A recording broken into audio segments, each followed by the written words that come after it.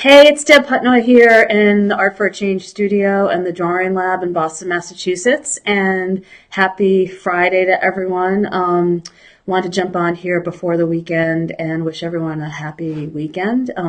If you're in the United States, I hope you have a great Memorial Day weekend. But I wanted to get on here today and talk about the letter V, which is value your vision. And I also talk about value your visual voice because I think a lot of times when I work with people, they are really scared to kind of share their own visual voice and really feel the sense that what they have to create has to be in a realm of like approved or okay for other people to like. So it has to look realistic. I've talked a lot about that. Or it just has to like fit in a certain kind of style or genre. And the beauty about art is that you can create your own style and your own way in the world.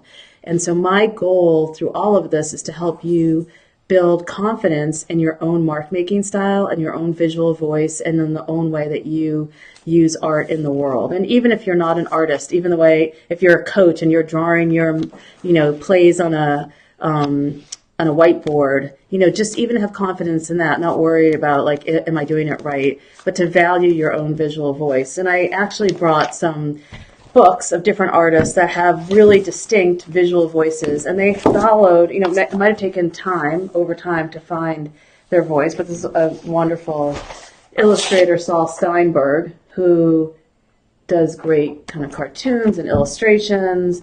Let's see if I can find one that I'm trying to look more for the drawings. So his visual voice, he found a style, he found his way in the world. And if you look him up, Saul Steinberg, he does some really great and interesting kind of illustrations. So that's one example of a visual voice. Then another person I really like is, totally different. Let me see if I can find one that's not but it's Paul, the book of Shrigley, and I should have mapped them out before because some of his stuff is a little bit, but his visual voice is, a little bit more, it's different than, it's also illustrative, but it's a different kind of view. So that's Shrigley, David Shrigley. And then I have, one of my favorite artists is Terry Winters. So I'm just talking about like people finding their own visual voice. They you experiment, you do a lot of things, and then you find your way in the world. And I want to give you the confidence to do that. So if we look at some Terry Winters, sorry about my cloth. Let's see what I can find here. I don't know if you can see these. Let's see. I'm trying to find a drawing. I should have done this ahead of time, but some Terry Winters. This is the front of his book. Terry Winters. It's for paintings, drawings, and prints. Again, a really different way in the world. Very abstract. There's a series that he did. I don't know if you can see those. Yeah. So you can look up Terry Winters. And I can put these in the comments after. Someone that you probably know, Paul Klee. Another wonderful artist. Another very distinct way in the world in the way he draws. I'm going to try to find something that you can actually see. You can see some of his drawings up there. Again, a very different visual voice. A very different way of... I'm going to find something that maybe is a little more iconic of his work. Here's one of my favorites, his portrait. He does a lot of grids. Here's the cover of this book, the Paul Klee book.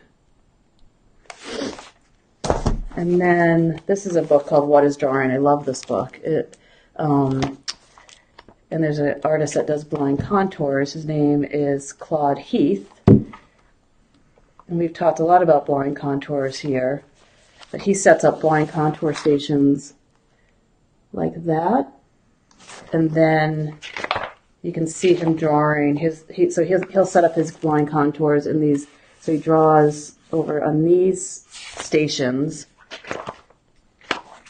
and his drawings look like this. So they look like scribbles, but they're really very deep scene experiences where he's looking very carefully at the plants in front of him, and then he's drawing everything that he sees. There's one really good picture where you can get a sense of this is how he sets up his. Can you see that? Oh, so see, he's not looking at the paper when he's drawing; he's just looking at the plants. So a lot of times artists will set up kind of different like experiments or different ways to kind of figure out what their visual voice even is, and to give themselves permission to just experiment and to play. So I'm hoping for this weekend of Memorial Day here in the United States, or for this weekend wherever you are at, that you will, sorry, my dog is an old dog who's right next to me. I hope that you'll figure out some ways to kind of explore and experiment your visual voice. And I have a download. If you are watching this, I'll put the link below, and it will bring you to an exercise that kind of gets you in touch with your own mark making ability and your own visual voice. And I will come on next week and share with you a little bit more about that exercise and why I think it's so important to kind of explore. I'm going to get off really quickly because my dog is needing to go out and I have to kind of let her out. So ABCs of drawing today was the visual voice, the V. Share this with your friends. Get drawing and share some of your drawings with me. And I'm sorry I'm rushing off. She's old and she's kind of been she's been having a hard time. So I'm going to let her out, and I will be back on Monday or Tuesday. Okay, bye.